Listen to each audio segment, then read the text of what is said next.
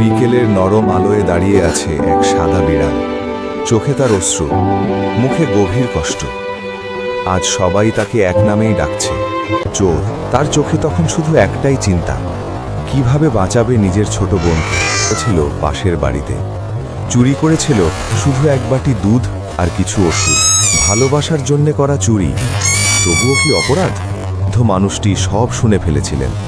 হেসে তিনি বললেন, তুমি চোর নও, তুমি তো একজন সাহসী ভাই। আর সেই মুহূর্তে বিড়ালটার চোখে আবার জ্বলে উঠল নতুন আশার আলো।